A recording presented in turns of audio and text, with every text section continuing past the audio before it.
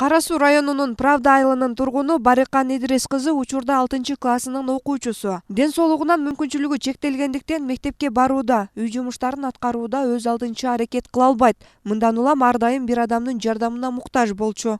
Үй жумуштарымды аткарып жүргөндө мен кыйналып калат элем, ошон үчүн бул колясканы алгым келди эле да ошол. Президенттин Ош облусундагы ыйгарым укуктуу өкүлү Зиядин Жамалдинов 16 жаштагы ден соолугунан мүмкүнчүлүгү чектелген Барыканга кыймылдаткычтуу араба белек кылды. Облус башчысы Барыкандын муктаждыктары тууралуу маалыматты социалдык тармактардан билген. 16 жашка чыккан кыз, акылдуу, ушул окуймун деп атат, ушу билим алам деген ойлорум бар дегендиктен, анан ушул 16 жакка чыккан кызды анан муну көтөрүш керек экен, жылдырыш керек экен, анан эшикке чыгам дейт экен. Анан ошондо эгерде коляска болсо жакшы болот эле дегенде, азыр тапшырма берип биз кече аптекага балдар чыгып, сураштырса ушу коляска бар экен. Бүгүн барып отурулса өзүнө ылайык чак келген экен. Анан ошол биздин фонддон акча каражатыбыз бар эле.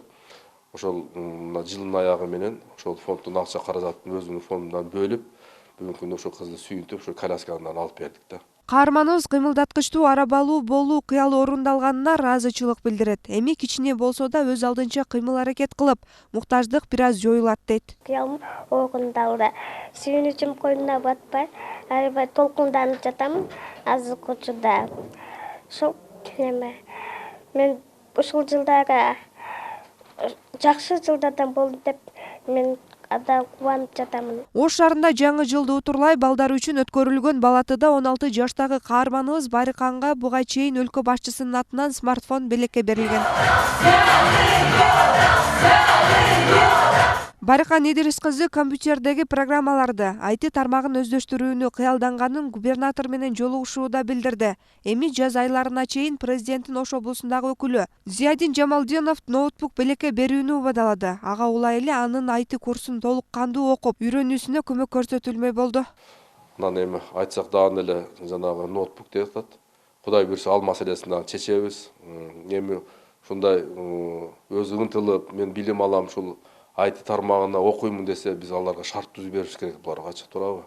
Үйүндө отуруп, Кудай буйрса бул кыздан келечекте жакшы бир программист чыгышы мүмкүн, жакшы IT технологияны өздөштүргөн жакшы бир кызматкер чыгышы мүмкүн. Ошондуктан биз буларга дайыма шарт түзүп, колдоо кылышыбыз керек деген ойду айткым келет. Зиядин Жамалдинов билим алууга интизар каарманыбызды ар тараптан колдоого даяр экенин билдирди.